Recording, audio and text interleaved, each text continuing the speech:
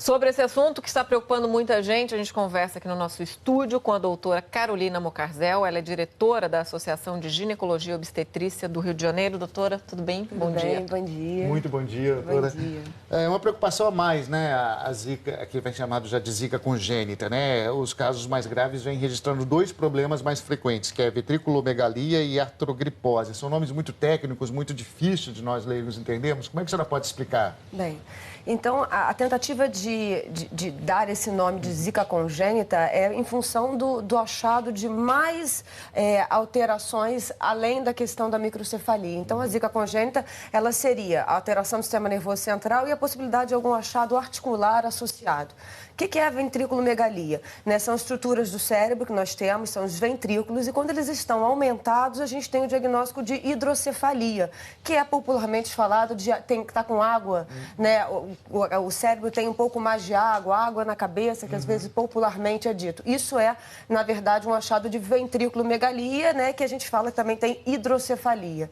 A artrogripose é uma alteração articular, né? Você tem deformações articulares associado também na verdade, um aumento de tônus muscular, né? Então, são deformações articulares que está se falando que pode ter associação com Zika vírus, mas também está longe de ser uma certeza. É mais uma das situações de alarme, né, associado ao Zika vírus. Porque, inclusive, tem uma reportagem falando que tem crianças que não têm microcefalia e têm alterações no cérebro. Quer dizer, como é que detecta isso? Até porque são coisas contraditórias, né? A microcefalia é menor e a hidrocefalia, vamos dizer assim, mas não necessariamente. Tem malformações no cérebro que não são visíveis ali, né? Isso. Na verdade, sim. Como se detecta?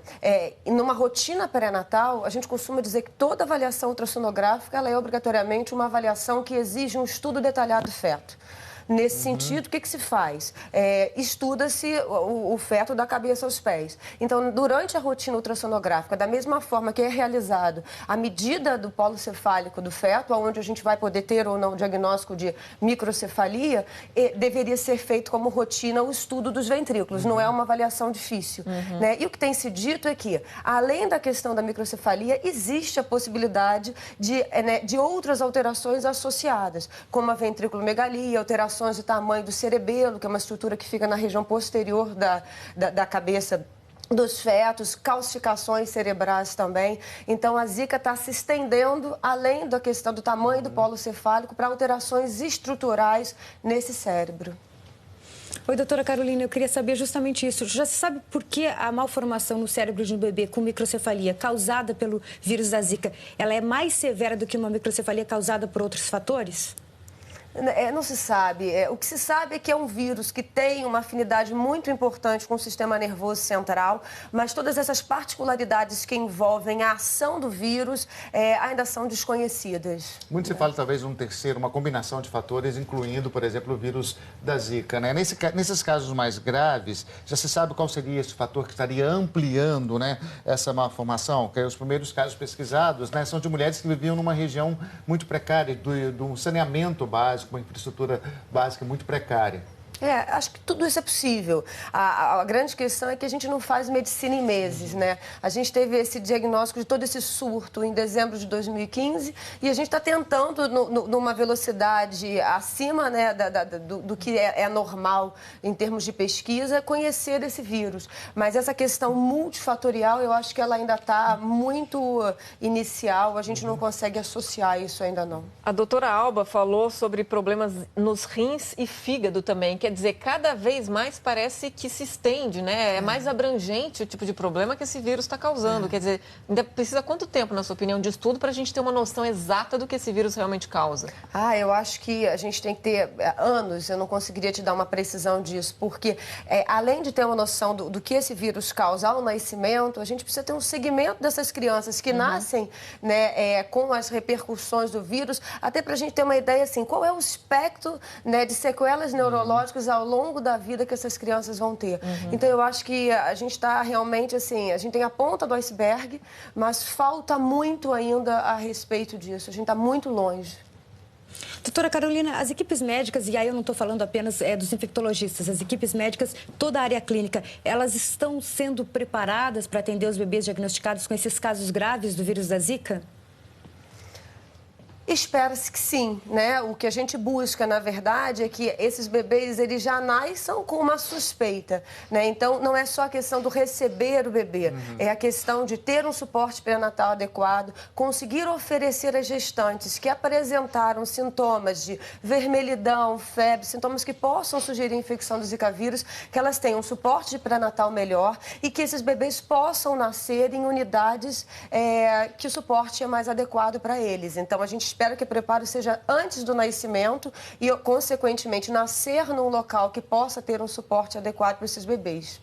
E tomara que o poder público realmente disponibilize essa estrutura, né? Porque o nosso sistema de saúde público já não dá conta diagnóstico da doença, né? do que a gente tem aí, né? Exatamente. Bom, doutora, a gente já tem perguntas aqui de assinantes. O João faz o seguinte questionamento. O vírus da Zika é transmitido no aleitamento materno?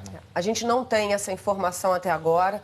O manual do Ministério da Saúde não contraindica aleitamento, nem pacientes com suspeita de Zika. Então, a informação que a gente tem até o momento é que não há transmissão e que o aleitamento ele não é contraindicado. Próxima pergunta é da Maria Helena. Ela quer saber qual é o risco do vírus da Zika para quem já teve dengue 2 vezes. Na verdade, o que a gente tem que entender, o que a Zika tem parecido com a dengue? O vetor é o mesmo, é o Aedes aegypti, mas são doenças diferentes. Então, na verdade, o risco é o risco de uma pessoa qualquer que não esteja tomando os cuidados de precaução. Então, são condições diferentes. A Maria pergunta quais as consequências da infecção pelo vírus da Zika em pessoas com esclerose múltipla. A esclerose múltipla, ela na verdade ela é uma doença neurológica de um componente autoimune, né? Existe um ataque às estruturas cerebrais neurológicas, né, do paciente que tem a doença, mas na prática não tem nenhuma notificação de particularidades em relação a um paciente com esclerose múltipla que adquira Zika vírus. Até porque a gente entra naquele assunto, falta tempo, né? Não deve ter notificação ainda de alguém com esclerose múltipla que abriu um quadro clínico com particularidades. Então, a princípio, a mesma manifestação. A Roberta, ela faz uma comparação com os Estados Unidos, né? Nos Estados Unidos, 25 mil crianças nascem todos os anos com microcefalia. No Brasil, em 2014, apenas 147 casos foram notificados. Será que estávamos, na verdade, tendo uma baixa notificação de bebês com microcefalia?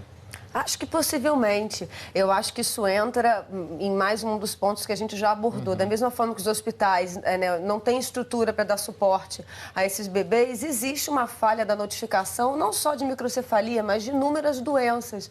Então, eu acho que é uma nova oportunidade que a gente tem de ter mais seriedade na notificação, não só de Zika vírus, mas de microcefalia, mas de todas as doenças que merecem notificação. Então, acho que possivelmente. Doutora Maria Cristina, ela quer saber se o mosquito pode transmitir essas doenças para os animais. A princípio, não. Não. Agora tem a do Alexandre. Por que o controle do mosquito Aedes aegypti, baseado em mosquitos estéreis geneticamente modificados, ainda não foi implantado no país? Acho que uma boa resposta, porque, na verdade, as medidas são muito difíceis de serem implementadas. A gente não conseguiu nem acabar com os macrofocos, né, de resolver as caixas d'água, né, está tendo todo um multirão. Então, acho que é uma medida que pode ser feita, mas que envolve, né, recursos, uma tecnologia que vai além, né, por isso. Doutora Gisele pergunta por que o boom de microcefalia ocorreu, na maioria, no Nordeste brasileiro?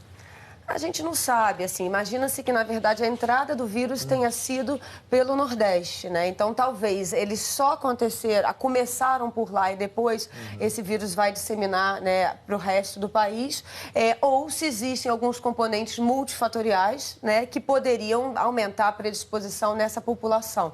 Mas o que se imagina é que a entrada do vírus foi realmente pela região Nordeste e aí começaram os casos a serem notificados por lá.